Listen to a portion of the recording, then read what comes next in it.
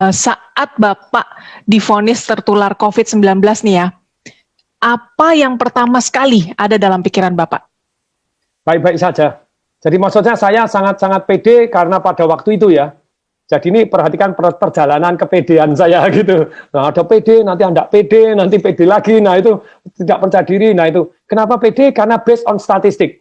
Jadi sebelum terjadi kena itu saya mempelajari statistik. Oh, kalau below 50 terus kemudian itu 99,sekian% sehat.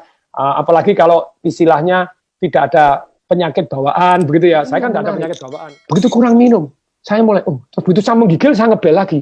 Harus air hangat. Nah ini.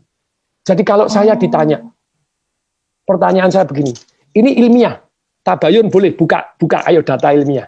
Kalau obat belum tentu, masih di dalam riset. PCO masih belum tentu. Minyak kayu putih katanya masih belum tentu semuanya.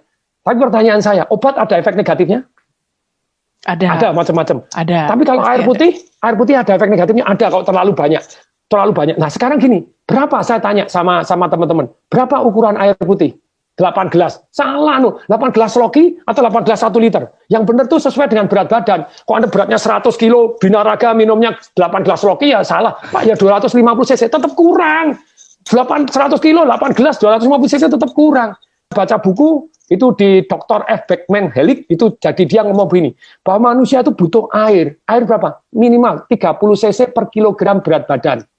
Saya misalnya bobot 80 kilo dengan tinggi 183. Bukan 8 gelas, yang benar 2,4 liter, 30 cc kali kilogram per berat badan. Pertanyaan saya, betul nggak kalau kurang air, ayo para dokter, para ilmuwan, kalau kurang air 4% Anda lemes, kurang 7% Anda sakit. Ayo mari kita buka, cari data, cari buku boleh.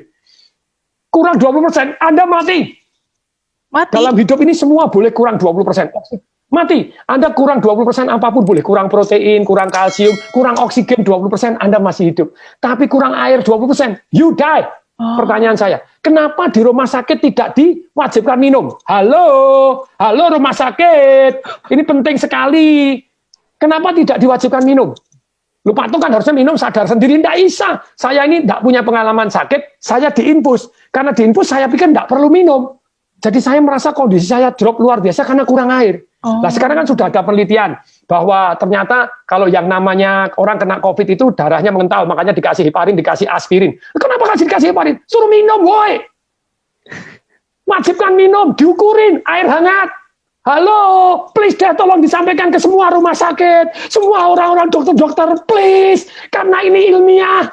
Anda bilang kalau PCO belum terbukti obat-obat, Actemra apakah pasti saya dikasih Actemra, satu suntian 12,9 juta. Ternyata saya baca, betul itu menurunkan inflamasi. Tetapi kalau Anda kena pneumonia, kena TBC, kena itu mati loh. Banyak yang itu ada penelitian tuh, dikasih 5, ada yang ini mati loh, ada yang bahaya. Makanya saya suruh tanda tangan tuh, if something happen. Nah kalau itu belum terbukti menyehatkan, kalau air terbukti kalau kurang mematikan, kenapa tidak diwajibkan minum? Hoi. Sorry, saya sangat-sangat emosional karena saya ngerasain tidak bisa bernapas seperti apa. Mestinya kan air toh, supaya airnya, aduh nih, jadi diwajibkan minum. Jadi wajib, diukurin, wajib minum, ayo minum sedikit, 100 cc air hangat, 100 cc air hangat. Kalau Anda tidak percaya, perhatikan, kalau Anda lagi demam panas, Anda minum air hangat langsung, Anda beres keringetan, diukur, langsung suhunya turun kok. Iya. Coba, kalau ini sudah terbukti menyembuhkan, kenapa kok tidak diwajibkan? Wajibkan, boy. Saya sangat-sangat gemes ini. Semoga ini jadi viral, tidak apa-apa. Jadi amin. Diwajibkan. Jadi jangan obat doang, jangan infus doang. Kok memang kurang, harus wajib dijami. Sekian minum sudah belum, diukurin, diiniin, kasih air hangat. Nah kan tubuhnya jadi darahnya jadi mengalir lebih lancar. Terbukti. Wajibkan dong, minum.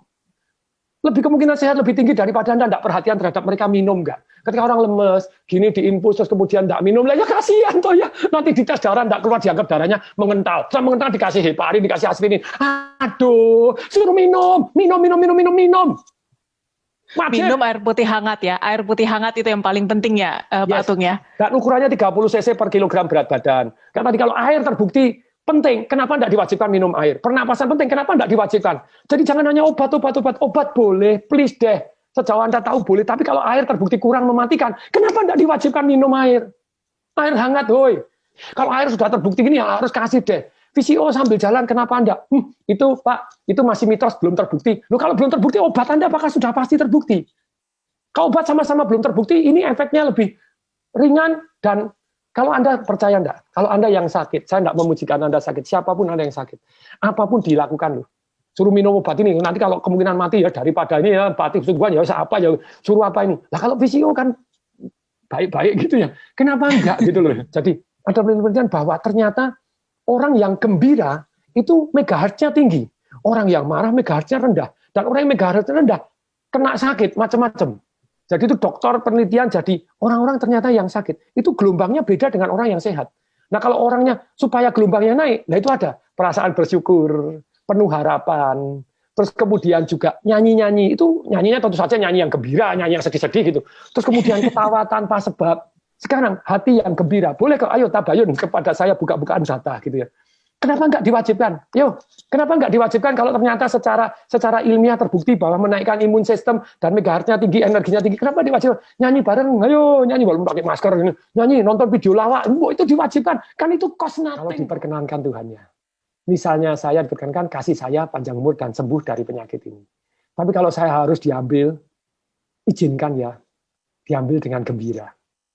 Harus protokol kesehatan. Ya, Iya. itu dari saya. Siap. Baik Pak Tung, terima kasih banget Pak sudah mau sharing sama Tagar TV. Sehat terus Bapak, dan semoga kisah ini bisa memotivasi mereka yang sedang berjuang melawan corona ya Pak ya. Ya. Salam dahsyat. Salam dahsyat.